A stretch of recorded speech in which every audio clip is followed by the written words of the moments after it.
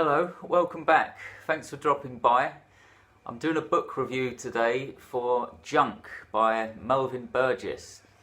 I recently found this book in a second-hand bookstore. I picked it up because I'd seen it before. I'd read a review about this book before. I'd seen it somewhere, so it caught my eye sitting on the shelf. And I picked it up. I thought, yeah, I like this. I like dark books, as you probably know by now. I saw the picture of the syringe on the front. I thought, yeah, I like that.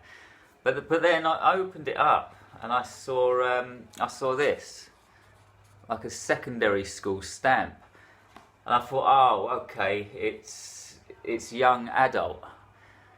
Now I don't read young adult books, so at that point I was quite put off. But then I saw this.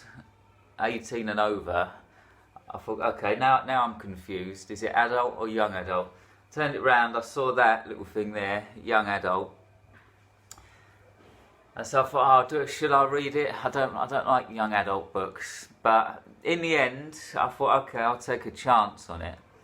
And I'm very glad I did, actually, because I really enjoyed this book. I really enjoyed it, actually. It's very good. It was published in 1996, this one, and it's set in Bristol in the 1980s, and obviously it's about heroin as well, obviously, looking at the cover. It's a story about two teenagers. They're about 14 or 15. One's called Tar, one's called Gemma, and they both run away from home, and they end up living in this squat in Bristol. And they get mixed up in the kind of wrong crowd. They meet this other couple who take heroin, and they try it and then they get hooked, and it's this tragic story about them kind of slipping into this addiction and their lives just falling apart. And it's good. I really enjoyed it. It doesn't feel like a young adult novel, right? That's kind of why I enjoyed it. It is quite edgy, and there are some dark scenes in it as well. The only thing that feels young adult about it is the fact that it's so easy to read. There are not many long words in the book. It's quite skimmable. Okay. I read somewhere as well that this book kind of rode on the back of Trainspotting by Irvine Welsh, because that was published just a few years before this, and it was also about heroin, of course. I think this was like this was published in the wake of that, which is fine. I'm not going to say which one is better. The characters in this book are quite good, very believable. And this book is written in the first person narrative, by the way. Every chapter in this book is like a section of the story being told from a certain character's point of view, and it's all written in first person, and that worked for me. I quite liked the narrative as well, and I absolutely love the squat setting.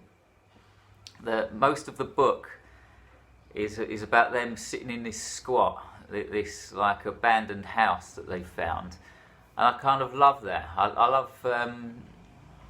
love stories that are based around squatters and stuff in a weird way. It just interests me, and also it explores this kind of subculture that exists.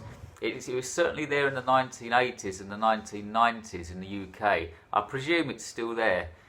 This kind of squatting community, or this kind of hippie-ish community, and they're dead against the whole 9-to-5 slavery lifestyle.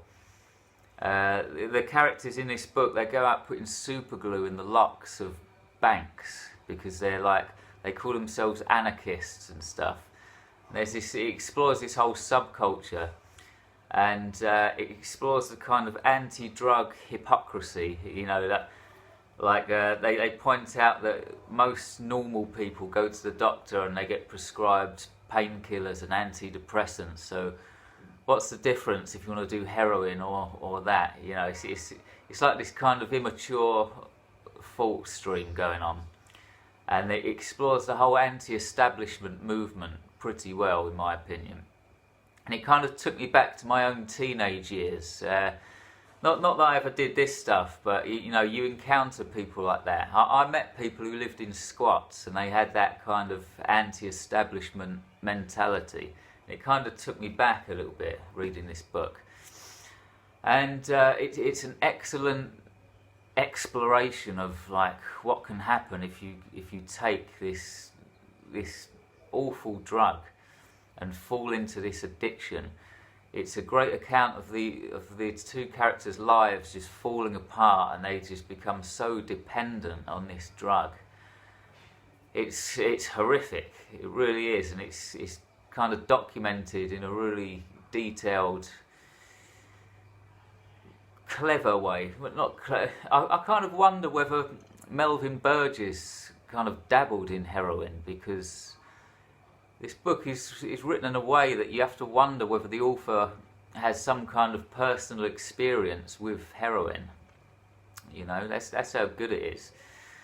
Like all books, though, it's not perfect. My main criticism is, I've said that it lacks big, long words, and it's easy to read.